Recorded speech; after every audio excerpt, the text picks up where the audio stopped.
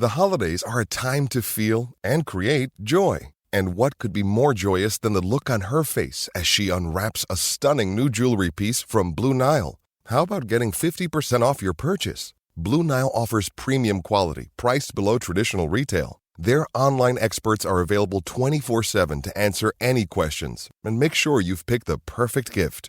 For a limited time, you can get 50% off at BlueNile.com. That's 50% off at BlueNile.com. Looking for a fun way to win 25 times your money this football and basketball season? Test your skills on Prize Picks, the most exciting way to play daily fantasy sports. Just select 2 or more players, pick more or less on their projection for a wide variety of stats, and place your entry. It's as easy as that. If you have the skills, you can turn $10 into $250 with just a few taps. Easy gameplay, quick withdrawals, and injury insurance on your picks are what make Prize Picks the #1 daily fantasy sports app. Ready to test your skills? Join the Prize Picks community of more than 7 million players who have already signed up. Right now, Prize Picks will match your first deposit up to $100. Just visit prizepicks.com/play100 and use code PLAY100. That's code PLAY100 at prizepicks.com/play100 for a first deposit match up to $100. Prize Picks, daily fantasy sports made easy. Hello, this is international football commentator Derek Ray, and you're listening to the Ranks FC podcast.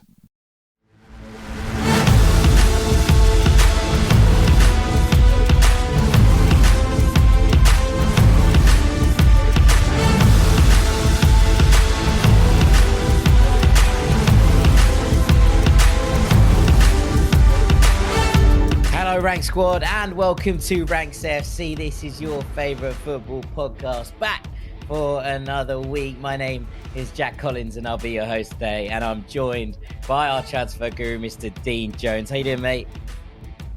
I'm good, mate. Yeah, it's cosy here, isn't it? Just me and you chatting about a bit of football.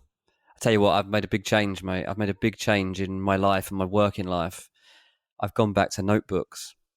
Ooh, big change. This is big breaking news of this transfer window. I started writing in a notebook that I'd found yesterday. And I was like, this is better. It's much easier. I can easily flick through this.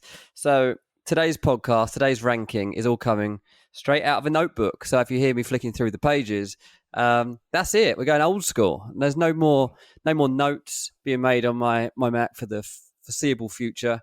It's all going to be written down and then transcribed to the world at a later date. So, I think this is the way forward, mate. This is how I'm going to conquer this summer. Well, it's a big move for the summer, DJ, and it's a big summer. So, yeah, that is big transfer news. But we're going to be talking about some of those things today. We're going to be talking and ranking some of the most bizarre storylines coming out of this transfer window as we hurtle towards that mark of the 1st of July. You know, the transfer window is officially open, but a lot of these deals are being done 1st of July. A lot of them will happen as July kicks off. And I think it's a good time to just look at some of the stranger storylines, because there's a lot of talk, and there's going to be a lot of talk on the podcast all summer about the sagas involving the likes of Declan Rice, the likes of Harry Kane, these I'm not things doing any of that roll today. onwards and onwards. We're going to go into a little bit more of the weird and wacky. Yeah. Well, you don't actually know what's coming today. That's what I actually like about today's ranking. You don't know what I've put together at all, really. I said to you, I'm going to do a podcast on crazy summer storylines.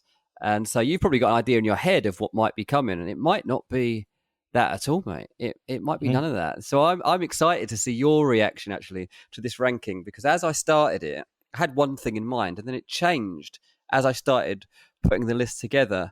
All I can say is that this summer is actually way more exciting than I actually realised what is going to come, and the domino effect that these things that I'm going to talk about will have on the world of football.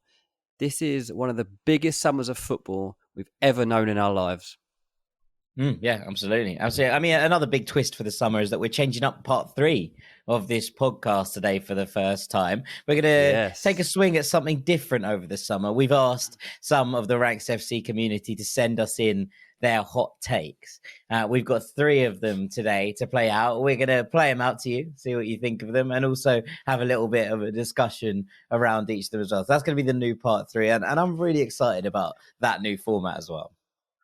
Yeah, we opened this up on Patreon last night, so it was very short notice, but a few people have managed to come up with some hot takes, which I haven't actually heard yet, actually, so I'm excited to get to that part. But if you, the wider audience, want to get involved, start sending in voice notes. Get them into me or Jack on Insta or Twitter. Just make sure we can either access those voice notes on a file or just directly ping them in. I was going to start just sending out your phone number, mate, if this doesn't work effectively. So you want to hope that this week goes well, because otherwise I'm just going to start distributing your number live on the pod. So good luck, everyone. Yeah, things go. Maybe we need a company phone. Maybe we do. We'll look into that over the new season. But I'm excited about getting through the first these hot takes. And if it's something that people like, then it's something that we will keep as part of the podcast going forward. But before we get into all of that, Dean, there's been a few bits of news that I thought I wanted to talk about in this Things We Love section. And some people are going to dislike this, but one of the things that I wanted to discuss was the fact that Bournemouth have changed their manager. Now, Gary O'Neill was relieved of his duties yesterday as Bournemouth manager and then immediately replaced. And before we go into the ins and outs of his successor and who he is and why this feels like an interesting move for Bournemouth, there are plenty of people who are very upset about this because Gary O'Neill was right in the conversation for manager of the year after keeping Bournemouth up from the position they were in. And also the fact that almost everybody in the entire world had this Bournemouth side down as finishing 20th in the Premier League this year. Even Scott Parker said this team wasn't good enough, mate. And he was the manager at the time. So there was a big job on Gary O'Neill's hands here. And honestly, in start of April, I was like, Bournemouth are going down. They are just not very good. I had very little reason to believe in them. And fair play, he brought that team together. They ended up finishing 15th in the league. Leicester went down on 34 points. Bournemouth were 5 points clear of that by the time all was said and done. They did have a dreadful goal difference. They had minus 34. Obviously, a lot of those came against Liverpool. But still, only Southampton had a worse goal difference than Bournemouth. So that also indicates just what a good job Gary O'Neill did. I mean, in the national media here, I think there was a lot of journalists basically sticking up for Gary O'Neill. I think probably feel it was harshly done by. I mean, in the end, Bournemouth got over the line, 10 wins and 6 draws he managed. And yeah, I think that was really key in what they managed to do. He'll still be fine. He'll get a really good job probably on the back of this. But yeah, he's a young manager with now I don't know much about him. Yeah, he's got a good reputation. He goes out with his head held high. So in that, it's very rare you get sacked after doing so well. He's probably his ceiling and his reputation has never been better than where it is right now. So that's good for him. I don't know a lot about the new man, mate. I don't know about it. So I don't know if this is a risk. I don't know if it's smart. All I know is that they're giving something else a go and that they had been talking about doing this, to be fair, for quite a while leading into this change of tact. Yeah, I mean, I think it can be all of the above. I think it can be a smart move and a risk at the same time. And I think it's both of those things. But I would say this, Andoni Iraola is the new Bournemouth manager. He's just come out of a contract with Rayo Vallecano. In that job, he got the side promoted in his first season with them. This was after a couple of other managerial experiences. I'll get into that in a second. They came up via the playoffs. The second leg of that playoff final, they beat Girona 2-0, despite having 10 men for the majority of the game, and they'd lost the home leg 2-1. So it was a pretty shock thing. And then this was a small club with very little transfer budget to kind of work with. It's a bit of sort of an infrastructure-y strange one in that the fans are incredibly loyal and incredibly passionate. Vallecas is one of the most amazing places to watch football, I think, in the entire world. But there is just this kind of thing about them where they are sort of a little bit ramshackle. And part of that's to do with the fact that they like that. And part of it's to do with the fact that they're relatively badly managed. And yet they were brilliant and have been brilliant for the last 2 seasons. You know, the season before last, they beat Barcelona twice. They stayed up comfortably despite everyone predicting them to go down.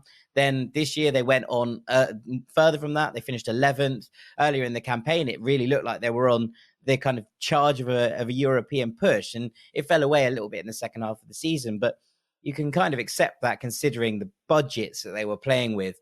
And I think that when we look at clubs, when we look at transfer windows and all of these things, if Bournemouth had upgraded their left winger, right? Let's just say that they'd gone, right, we need a new left winger.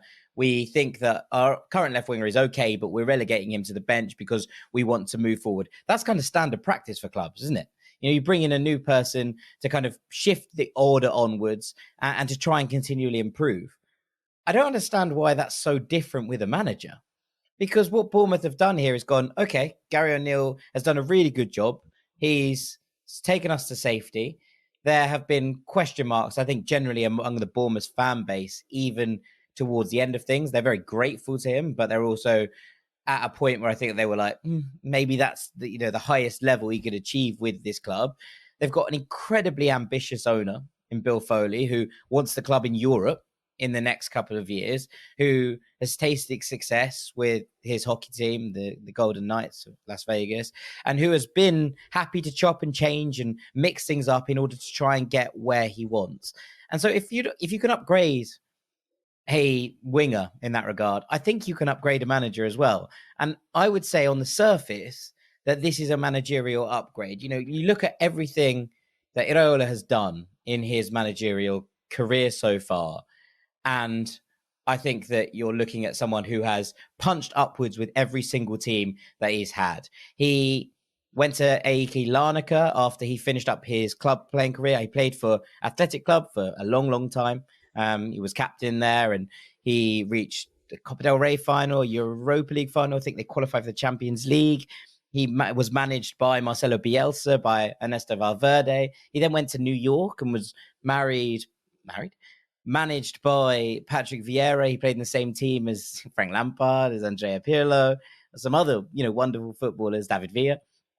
And then he went off to this thing in Larnaca, and he took this Larnaca role. He took them to the Europa League group stages for the second time in their history. He went to Mirandes, and he took this team who everyone was convinced were being relegated to a comfortable mid-table. They got to the semi-finals of the Copa del Rey. They beat some really big guns on that road to the Copa semi-finals as well. There was sort of similar low expectations when he took charge of Rayo Vallecano. It's just really, really impressive, I think, what he's done. And you look at the way that he sets up his teams, he's really, really tactically interesting. You know, they press really high up. They get into opposition teams. They're not sitting back and just defending and trying to hit them on the counter. And he's spoken about this. He says, if you let better teams come at you and you just try to hit them in transition, you lose because they overpower you. You have to try and hit them where it hurts. And I think for a club of Bournemouth's size and stature, but with the ambitions that Bill Foley has for them, I'm really intrigued by his managerial appointment. And I think this could be a masterstroke. Yeah, I saw he was linked with jobs like Sevilla and Valencia and Villarreal. So to end up at Bournemouth, probably be a bit left field. And if you're in Spain, you're probably wondering, why Bournemouth? Like, you wouldn't know much about them. And you look at their stadium, I was like 12,000 or whatever. Yeah, it looks like a strange move, but maybe it's a smart move. Maybe this is a stepping stone for him. And if he's as smart as some of the other managers that have come into the Premier League recently, which it sounds like he is, then maybe I'm underestimating what this guy is capable of, and maybe I should be a bit scared that Bournemouth have got a gem here that could mean that Bournemouth are punching well above their weight next season. Yeah, I think it's a real, you kind of match it with some of the signings that Bournemouth have brought in. And, we've seen a few recently where I was like, that's a very good deal. We saw Marcos Senesi came in last year, who was captain of the final side that got to that Europa Conference League final. We saw Ilyas Jabani come in, who I think a lot of us consider one of the best young centre-backs in the game right now. Neto came in. That was a big statement kind of move because Mark Travers had been really good in the Championship. And I think that, you look at that and you think about the fact that Bournemouth have already set out their stall and said, no, we're pretty keen to get some really, some new players in to spend money in this transfer window. You wonder what happens. I think there's some really interesting matchups, and that Rayo Vallecano team had some wonderful players. Oscar Trejo in the sort of CAM role, and mostly Izzy Palathon, who kind of played the in kind of interior right winger role, came on off that right hand side with a wonderful left foot, led the team in combined goals and assists last year. You wonder the kind of players that can fit that mold, and some of the things that Marcus Tavernier was doing towards the end of the season.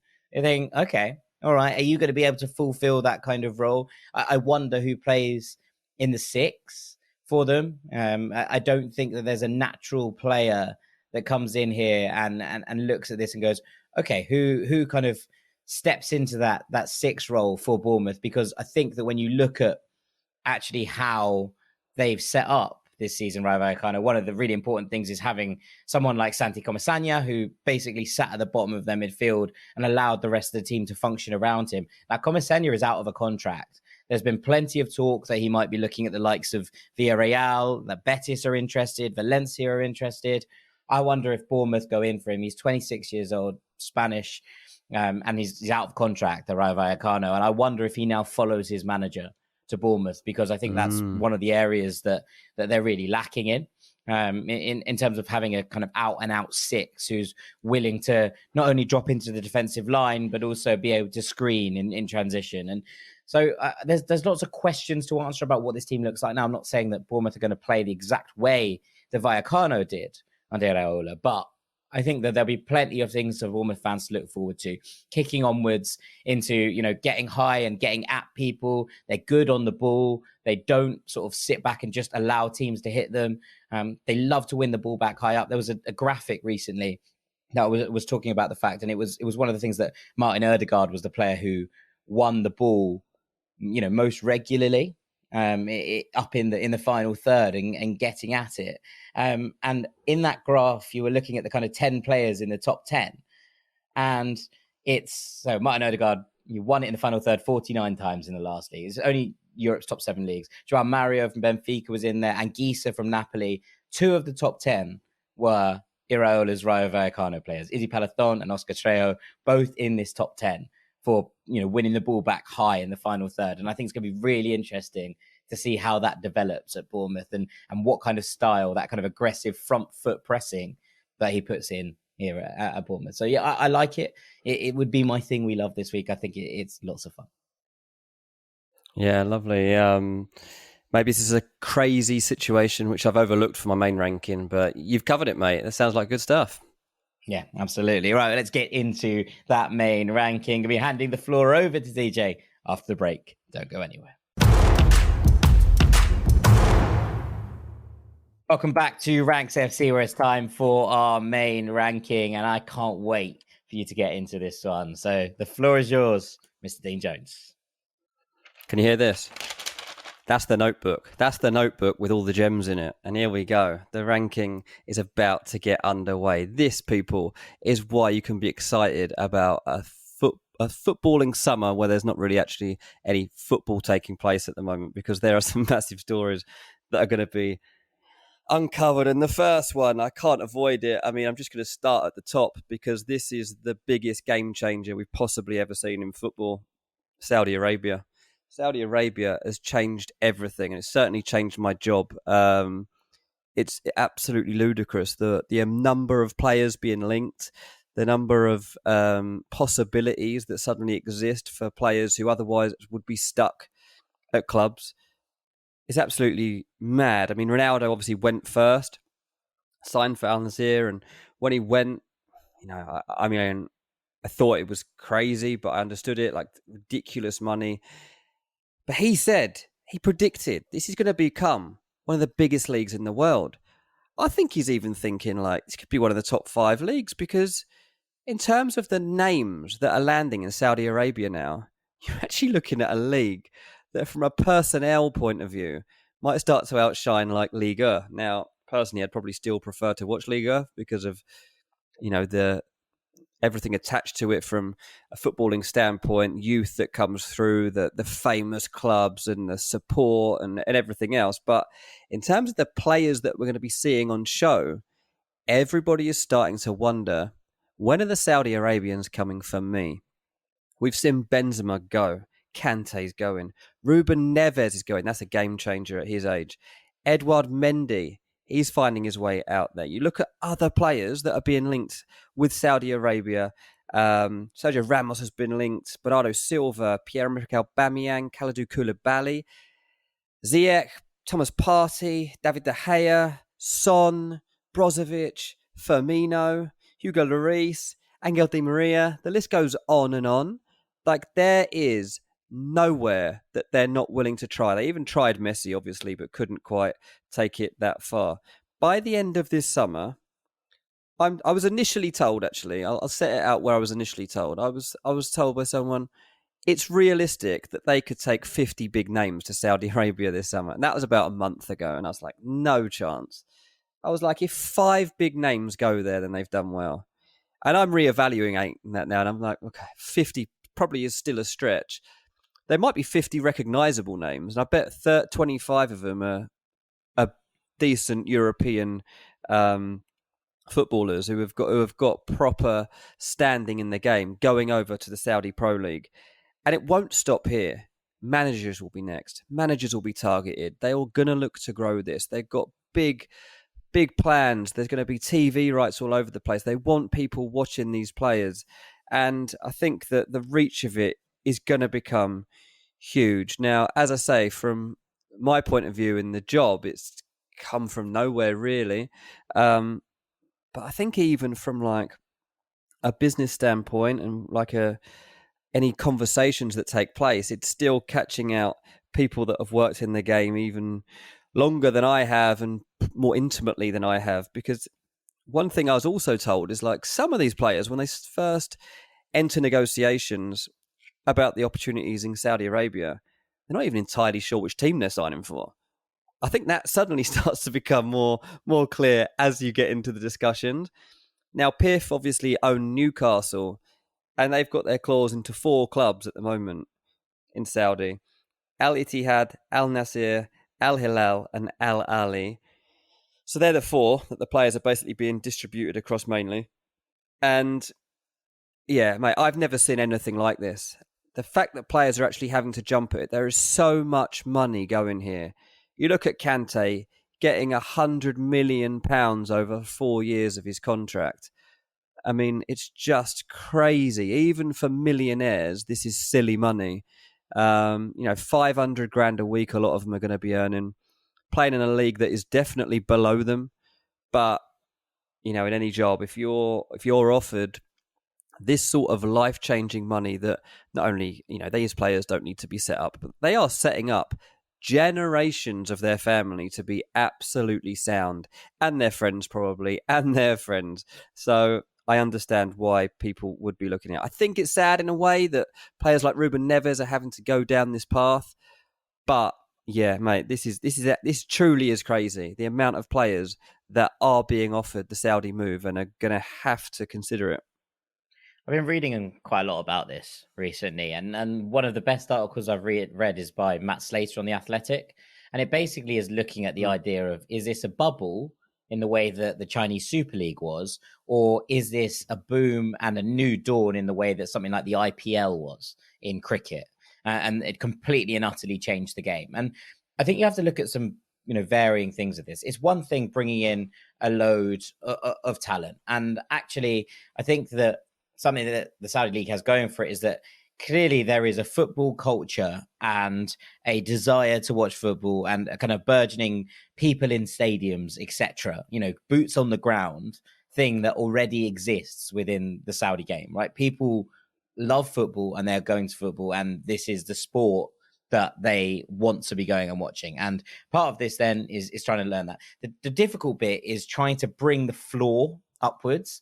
And actually, it's one thing signing all of these players, and it's another thing having a homegrown local talent to come up and join these players, on a regular basis. And I think that's where it's going to be really interesting in the long run. Not necessarily how many players can they bring in, but the AFC Champions League, Saudi Arabia is the third most successful nation in the AFC Champions League behind Japan and South Korea, historically. And you look at the teams that won it, Al Hilal are the most successful AFC Champions League side ever. They've won the title the season before last, and in 2019. I think you look at the combinations, and this is something in the article, it's about the fact that, you're only allowed 6 overseas players in a Champions League squad.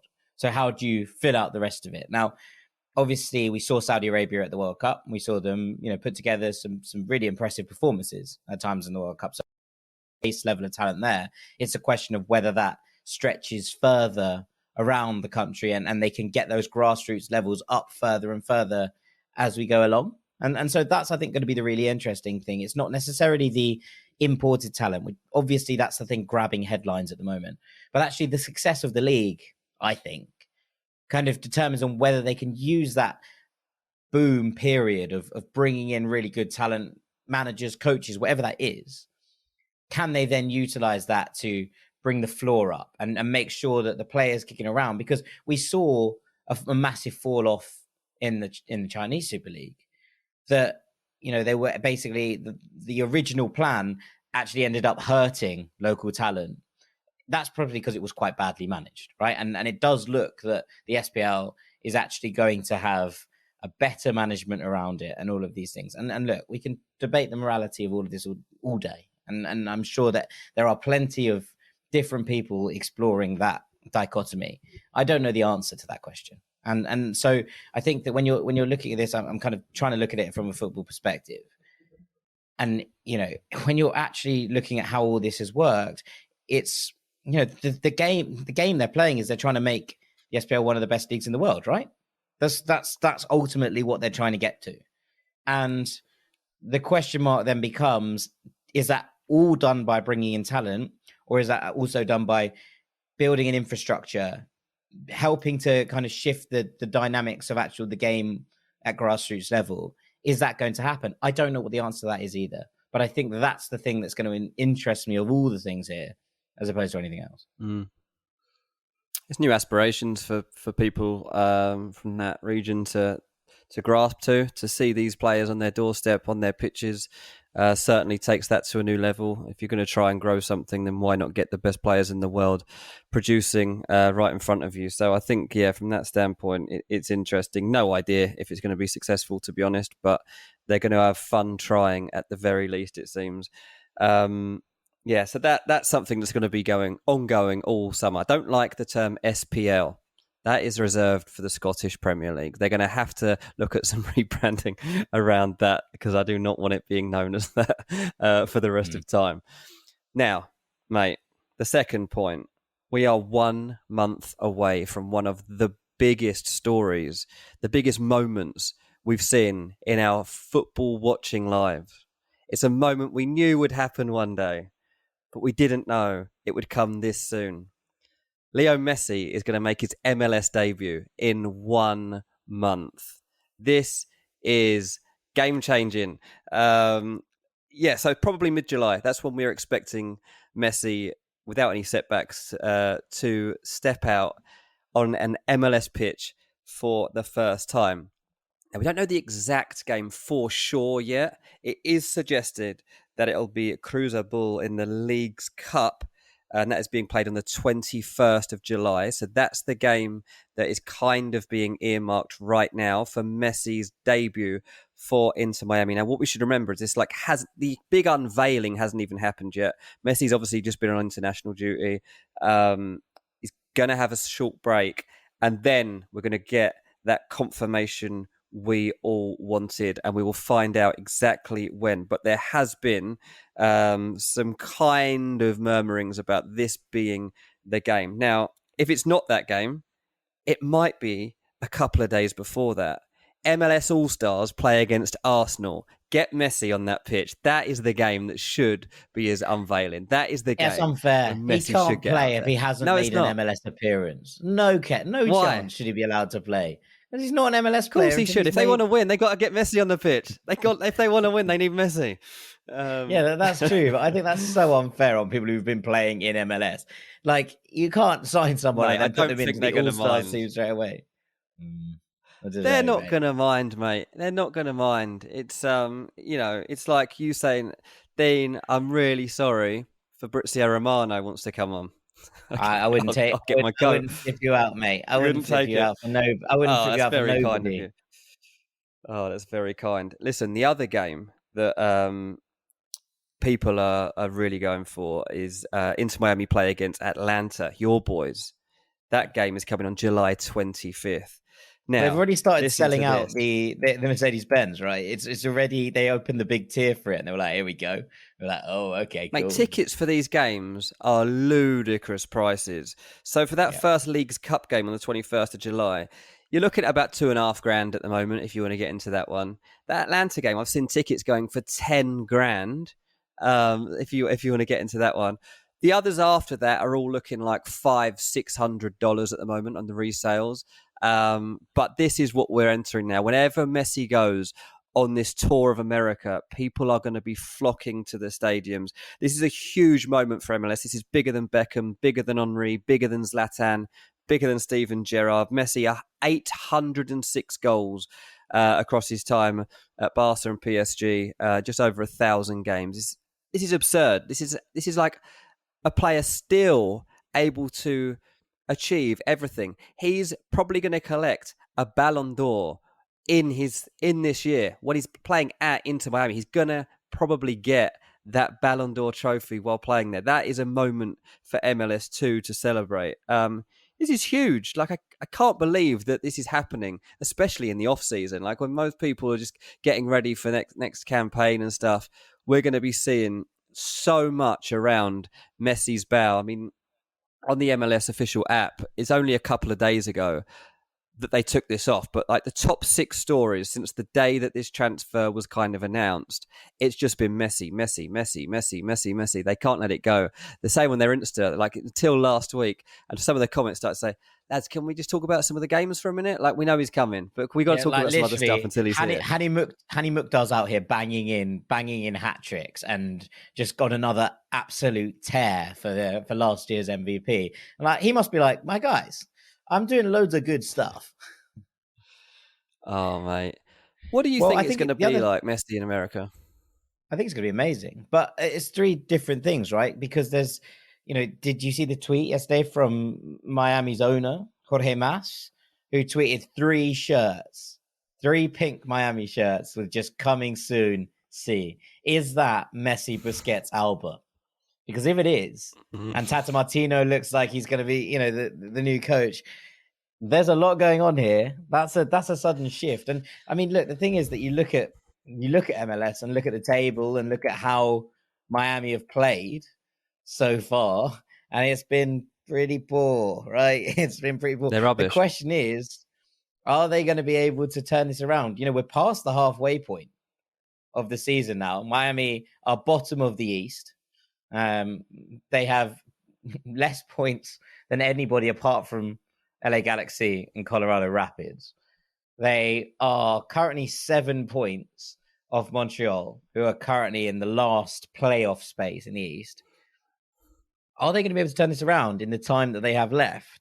Because that suddenly becomes very interesting. If, they get there mid-July, as you say, there will be 5 more games? MLS is really truncated at the moment. There's midweek games every week.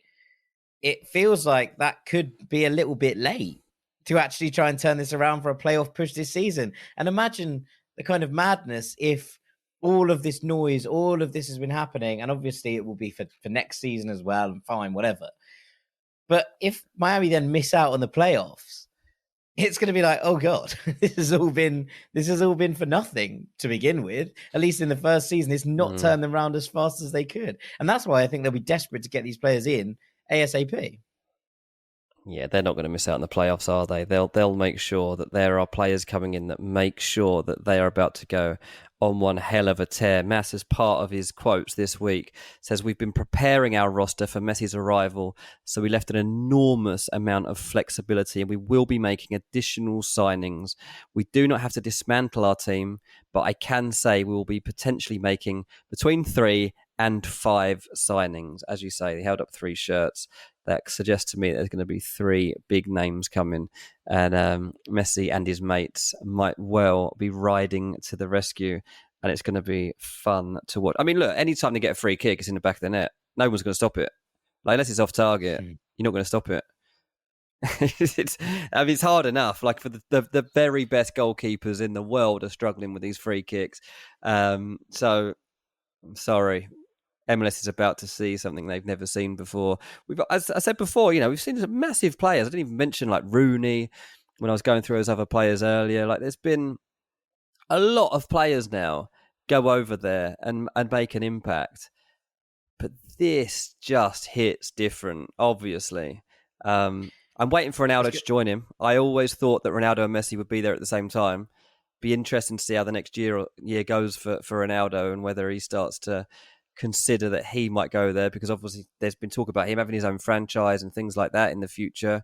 Let's see. But I've got to see it. I've got to see it at some point. I need to see Messi playing these games. I've obviously seen him in the Champions League. I've seen him playing for Barcelona. I've seen him play in a World Cup. Got to check it out. Yeah, 100%. It is very interesting. And look, it's the shifting power dynamics around the world, right? We're seeing the current Ballon d'Or holder sign for a Saudi pro side. We're seeing the many people's favorite for this year's Ballon d'Or sign for an MLS side. The structures and balances and checks of European football being the solo dominant force that has, run the game, I suppose, for the last couple of decades at the very least, it's starting to shift a little bit. Those barriers are starting to break down. It's going to be a very interesting globalization of the game for a little while, I think. Yeah. It helps when you're being paid $60 million a season, obviously, over 2.5 years, and then you've got all the other bits to come in on top of it. So it's not just about the football, but money talks, and so do projects. And also life experiences. I think we shouldn't underestimate. This is a life experience for Messi as well. And if you are in the US, make sure you check out Messi when he goes on his tour starting in July. Right. Number 3, a couple of his mates we need to talk about. Mbappe and Neymar. We could, possibly will, probably should, see the end of the trident altogether. Last season, Mbappe, Neymar and Messi were the most famous front 3 in world football as it stood. Messi's gone. Neymar surely will be on his way. Mbappe might be on his way. Again, something none of us would have predicted a few months ago to be happening, whereas PSG's front line absolutely ripped apart. Now, PSG's marketing campaign over the past couple of years has been phenomenal. I mentioned in our Patreon podcast recently that I barely ever saw a Paris PSG shirt around where I live, ever. I took both my boys down to the football pitches near me the other day. There was 10 kids playing football. 5 of them had PSG shirts on. So whether it's Mbappe, whether it's Neymar, whether it's Messi, whether it's the Air Jordan link-up, PSG have absolutely nailed it in terms of making sure that as a global brand, they are right there at the top.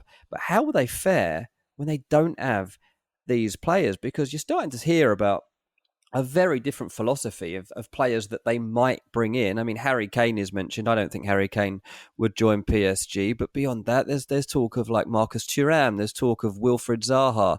There's players that are totally of a different feel to these Galactico types that they've gone for to build their name in their world standing. Now, Neymar's agents, I think, are extremely busy right now trying to find him a new club. Obviously, there'll be money on offer from Saudi Arabia. In the Premier League, Chelsea, Newcastle, Man United have all been mooted. The big one really is going to be about Mbappe. Mbappe doesn't seem actually desperate to move right now, despite the letter that he sent in saying he's not going to be at the club long term, saying he's simply giving in his notice for the year after. PSG aren't really that keen on that, but Where's the taker? Mbappe's not going to Saudi Arabia. Let me make that clear. That one, surely off limits. So where does it leave? It leaves basically Real Madrid, who we're told as it stands right now are not going to make a move for Mbappe. So there's that. But then I have to lead this straight into point 4 because I think it goes hand in hand with Man United's takeover.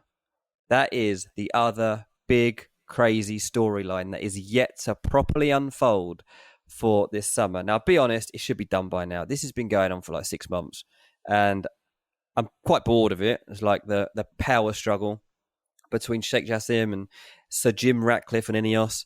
1 minute we're told he's going to win. The next minute we're told he's going to win. As it stands right now, I think Sheikh Jassim slightly has the edge. He's slightly expected by most people to win this war and take over at Man United. Remember, the club priced really around £6 billion. Nobody quite got to that amount yet. But yeah, it's been dragging on. And for Erik ten Hag, that's not ideal because it hampers his transfer plans for this summer. As soon as the takeover is activated, a new transfer kitty is unlocked and Man United can go for it. I'm waiting for that moment because right now United are quite reserved. You look at them making a bid for Mason Mount at £40 million. Not really what we had in mind for this summer when United were talking about, first of all, going for Frankie de Jong, then talking about going for Harry Kane, then wondering who else they could bring into this equation on top of that. Well, if the takeover goes through, as it's been talked about a few times now, Neymar and Mbappe, to be fair, they've both been linked with Man United. Neither of those things happen unless Qatar win this. If Qatar win this battle, if Sheikh Jassim's group really do win the takeover, I think those two possibilities do become possibilities. Until then, I think this is just a narrative, a fun narrative to think about, but just a narrative. But what would Mbappe do if Man United did come in for him now? Would he wait it out? What would PSG do if United came in right now? It'd be very interesting because ultimately I don't feel like Real Madrid would be able to sit back and let that happen. So at the very least, if United ask the question about Mbappe after the takeover goes through, I want to see Real Madrid step up and say, okay, we can't let that happen. We need you right now. We thought we might be able to just wait a year, but if we can't, we can't. And let's do this thing. Look, this is immense. As I say, like to be talking about all of these stories to come through over the course of basically the next month.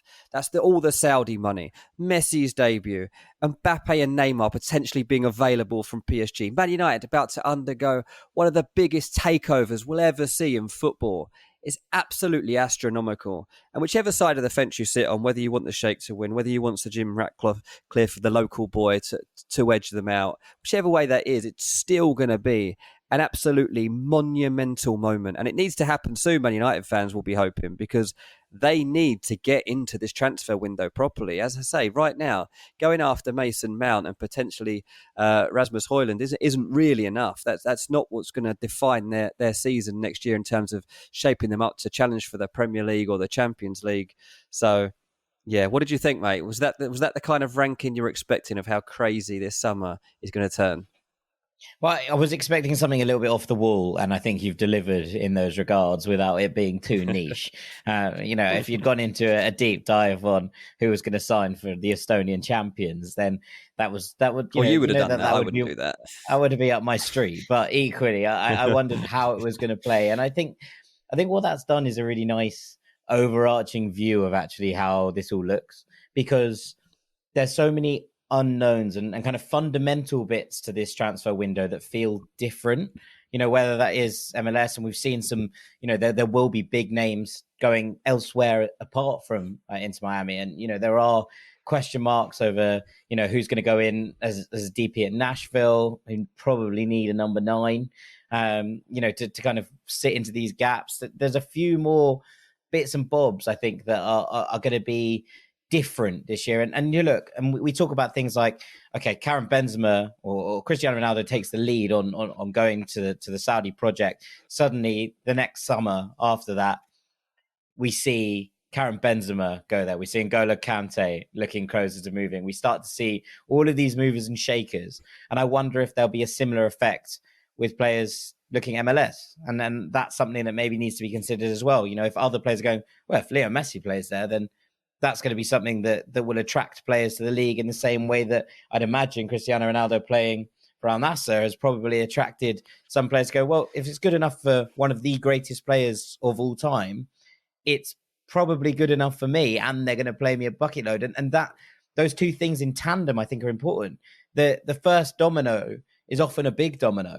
And I think in those two situations in particular, the first domino falling is going to have a chain reaction that goes onwards. And so looking at those two things, and you know, you can say something similar, obviously, on a different capacity for Manchester United's takeover. But it's where that domino falls and where, you know, the first person comes in. Look, we've talked about Todd Boehly a lot on this podcast, and we've talked about the fact that, you know, it hasn't been great. And I don't think anybody's going to disagree with that, you know, Chelsea fan or not, that it hasn't worked out as he'd planned. But the fact is that Boehly came in and went, right, we're going to make a splash. And suddenly things start to roll forwards. And I wonder if something like that at Manchester United, where whoever takes over the club has to then make a statement to try and get the fans on side, right? They have to go and make a statement signing that's going to be like, okay, we're in business now again. And we are going to try and challenge at the top end, the sharp end of things. Now, they'll have looked at Todd Boehly and gone, right, that doesn't always work by just throwing money at the problem. It has to be done properly. But it does also feel like Manchester United are in a more stable place than where Chelsea were when Boehly took over. And I think that those things in kind of comparison and what happens next and all of them makes stuff very interesting, because if Manchester United, as you say, go out and sign Kylian Mbappe, it's another domino, right? And then other people are like, oh, hang on, I want to play in the same team as Mbappe. I want to go and be part of a project that's just signed one of the best players in the world right now. I want to go and be part of this.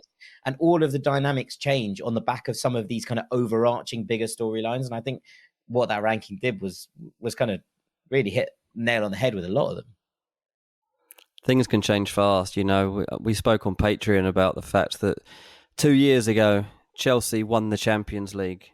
We're just in a season in which they finished in the bottom half of the table and they're selling most of their team from that year. At the same time, Arsenal around that period weren't in Europe. Last year, they've put up the biggest fight to try and win the Premier League and are now pushing themselves onto a stage whereby they're challenging for the biggest signings in the Premier League in the shape of Rice and Havertz. So things can turn fast, and from a Man United standpoint, you'll be looking at the outcome of this takeover thinking anything is possible. Let's just get this tied up so that we can kick on and actually see what we are capable of over the next 2 years.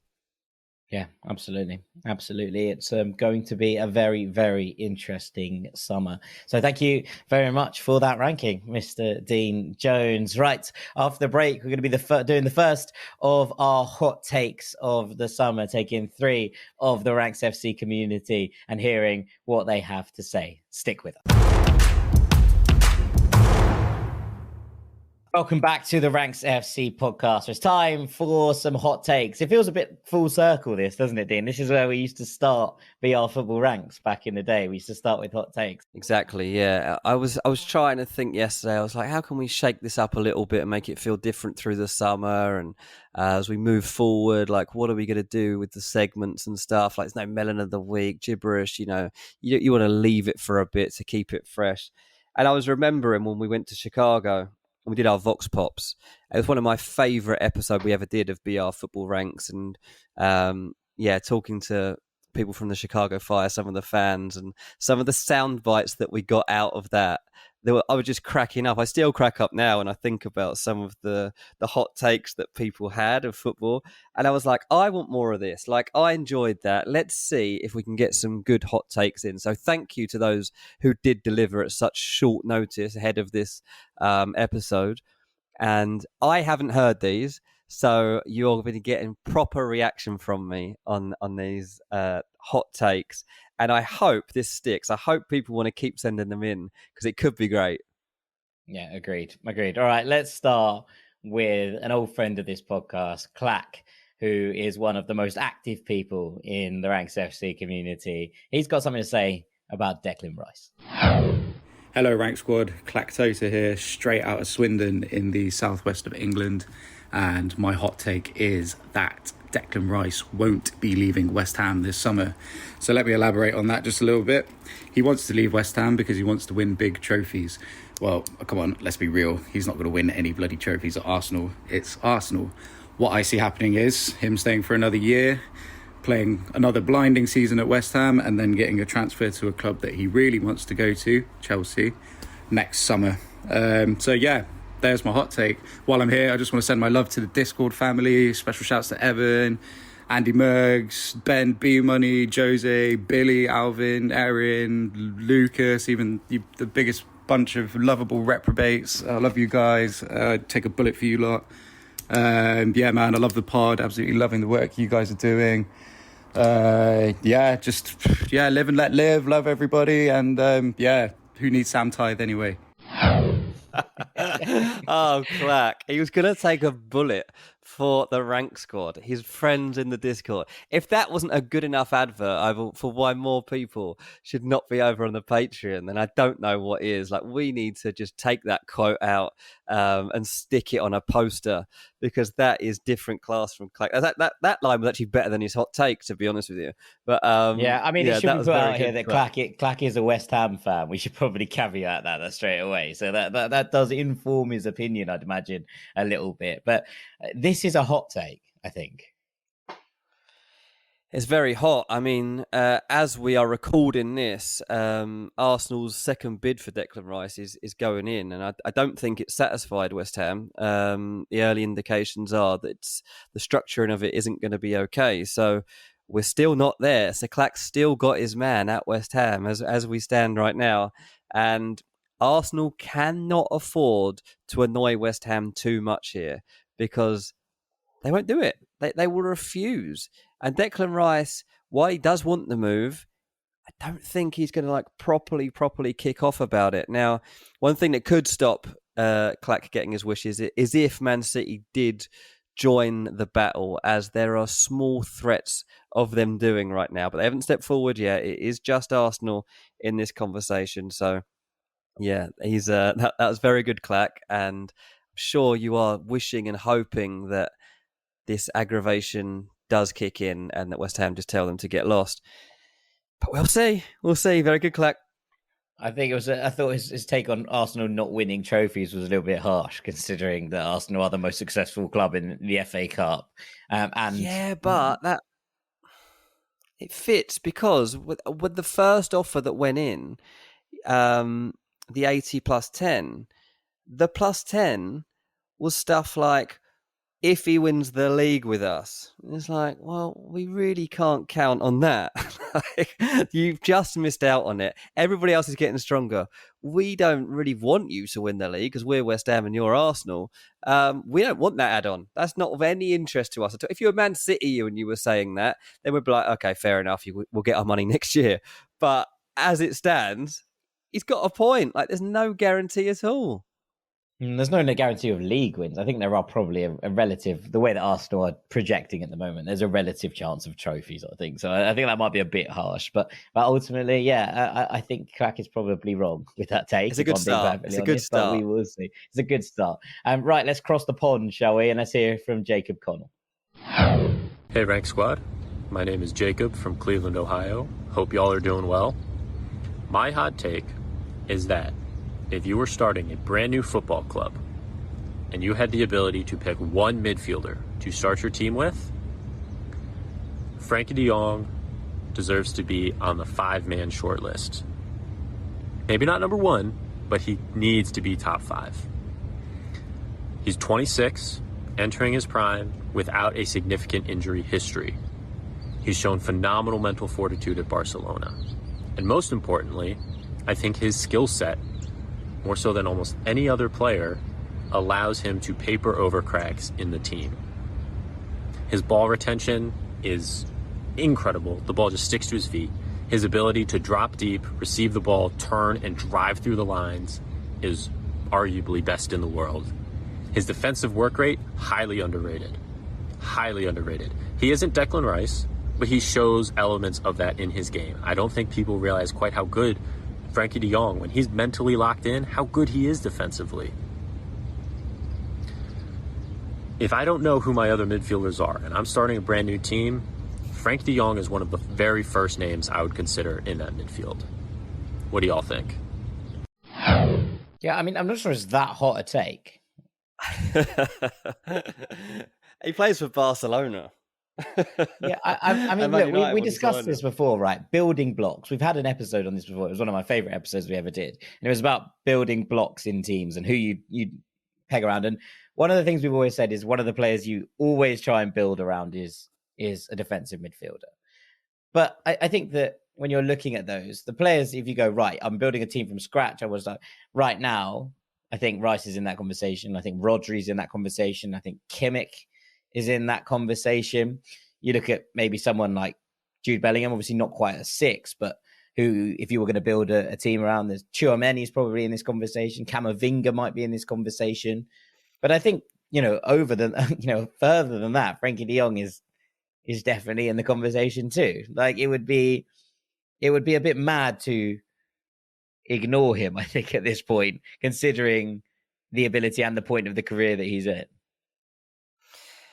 Yeah, a hot take would have been to say Frankie de Jong is the man you need to build any team around. I think that would have been a really hot take. I still like it. I like the fact that he's putting respect on de Jong's name, because I do think that over a lot of last season, Frankie was tarnished a little bit, and I think it was a little bit hard done by at times, but then he came back into the team and he absolutely proved himself. I mean, I'd have to throw De Bruyne into the midfield mix. I know he's not a defensive midfielder, but I think if I was starting a team from scratch, I wouldn't mind getting Kevin De Bruyne in as my first midfielder either. Not the same, as I say, building block, but also a guy that's absolutely going to define many, many football matches across a season. Yeah, for me, Kimmich would be there. Bellingham would be there. Barella might be in there, Barella might make the cut as a midfielder that I'd probably want. Maybe Camavinga or Tchouaméni. I'm not sure. It might be just on the fringe of it. I would definitely put Frankie above those two, actually. I think that's a hot take. I'd put Frankie ahead of those guys. But this is why Ten Hag wanted him, right? Like, Ten Hag was desperate because he knew what Frankie de Jong could change about the setup of his Man United team, the style of play, the philosophy, the clear thinking, the link-up play. It was all there. It's not going to happen for him, but absolutely, Frankie de Jong would be one of the top 5. Yeah, I think so too. And thank you to Jacob. Right, so let's finish with this from Dom. Hi, Rank Squad. Hi, Jack. Hi, Dean. My name's Dom. I'm from Manchester. I've been a patron for about 2 years now. This is my first time sending in anything of this ilk to the Rank Squad. So I hope it reaches you. My hot take is, and it's topical, as I've just watched England destroy North Macedonia 7-0. My hot take is that if Trent was moved into a fully midfield role, so he's been kind of doing it for Liverpool, of a kind of right back into midfield, but I think if he was deployed in a midfield 3, as he is for England, he would be the best player in the world. Pretty hot take, but I think with Messi moving on, Ronaldo moving on, both getting a bit older, I think that spot is up for grabs. Obviously, the likes of Mbappe, Haaland, De Bruyne is still knocking around. But I think given a year or two, and should he fire England to the Euros, I think he can be the best player in the world. Love to know what you think. Wow. Big one. Wow. One of my favourite things about that massive is this is hot. This is hot. This This is the hottest take, I think. This is the hottest take. I like that it's got a coming out of the laptop. Manx celebrating a Scouser. That's always good. Yeah, we I are wasn't absolutely expecting crossing the divide between the two cities. We don't know for sure that we don't know for sure that he's not a Liverpool fan, but it would be quite unlikely, I guess. I love the take. I mean, it's obviously very early to be making a shout like this after a couple of run-outs for England in very straightforward games and a 10-game run or whatever at the back end of last season as the inverted fullback that came into midfield. But Trent has absolutely turned around his reputation over the last few months. There's no doubt about that. He's 24 years old. Trent has got so much time to define what he actually is as a footballer. I'm so glad that he deliberately played terribly at fullback for that period of the season. I'm glad he was like, look, I'm not enjoying this. This is rubbish. I'm constantly having to worry about getting chased in behind. I can't defend. I don't want to be doing this anymore. I pretended I would do it for a few years so that I could make it as a professional footballer. There is no way I'm doing another 10 years of this. I'm just going to have a few howlers. And he did it. And he took all the stick and then he came out the other side and he said to Klopp, look, I reckon I could do a job in the middle if you fancy it. So he's like, all right, mate, go and do it. And he's an absolute superstar. He's a number 10 in the making now. He's got 20 England caps, Trent, but it's the last two that absolutely make him stand out. Players like, have been looking at taking hold of that number 10 shirt in the England squad, and you thought, who's it going to be? Is it going to be like a James Maddison, someone like that coming through? No, it's Trent. Trent's going to be England's number 10 at the Euros at the end of next season if he can do this. The problem is, how does he do this at Liverpool? Where does he fit into the Liverpool lineup to be able to play like this? Well, they should probably start by hijacking Arsenal's move for Yuri and Timber. Is probably how I'd suggest that they start. But they're going to need some. They're going to need some reinforcement at right back if this is going to be something that they look to do flow forward. But look, some of the assists and some of the link up play that Trent's had in the last two games, as you say, take them with a pinch of salt. Obviously, Malta and North Macedonia. Although North Macedonia were not that bad a while back, weren't they? They qualified for the Euros, or the last Euros, and they won some big games from them, playing against Italy and having some big results as well. So they're not, anything to worry by. And I think that, a 7-0 win, no matter who the opposition is. Ireland played Gibraltar last night and couldn't score in the first half. So when you look at, these kind of performances, you can only beat who's in front of you on the pitch. Does this work against higher quality opposition? We're yet to see, which I think is why this is such a bold take. But the early signs are good, right? The early signs are as good as anything we've seen. The signs in the Premier League with Trent dropping into those kind of areas and channels have been impressive as well. There's lots to like about this show. I think it's premature, I'll be honest. But as a hot take goes, I enjoy it. Here's my hot take. I want to see more of this. I think another thing for the Carabao Cup, we're always thinking like ways that you can shake up the Carabao Cup. Like, do you wear your own kit? No corners, no throw-ins, whatever. Like you make up all these new rules to make the Carabao Cup more watchable in the early rounds. Here's one for you. Nobody is allowed to play in their actual position. You'll have to play a new role. So I'd have like Harry Kane at right back. I would have, you could pick some. Harry Kane in goal, mate. You've made the mistake. Well, he's already played there. He's already got experience. Marcus Rashford holding midfield. Yeah, I want to see all these kind of things played out in the future, because who knows? You never give them a chance to play in these positions. We don't know what they're capable of. And Trent's having the absolute time of his life. So who knows how many other players could flourish in other positions if you don't just give them a chance. Mate, these hot takes are great. I think this is sticking. Get your takes in now for next week's episode of Ranks. This might end up becoming a separate show if we can get good enough ones in. I love it. Yeah, lots of fun. Thank you so much to Dom, to Jacob, and to Clack for their takes this week. It's been very, very fun. I've enjoyed that immensely. But with that, I think it's probably time for us to call this a day. So all that's left for me to do is say thank you so much to Mr. Dean Jones, our transfer guru. Cheers, mate. I've been Jack Collins, Knave of Hearts. This has been Ranks FC. Thank you so much for listening today. Please do continue to rate and review us on Apple Podcasts or Spotify, wherever you get your podcasts, to share this with any of your friends who you think might like to become part of the Rank squad. And thank you just generally for sticking with us as we go into a summer of change, of rehabilitation, of reinvention. We're very, very excited about some of the stuff we have on offer in the next couple of weeks. There's going to be some surprises, some very special guests. It's all very exciting here at Ranks FC. Thank you so much for tuning in, and we'll see you shortly, gang. Take it easy. Peace.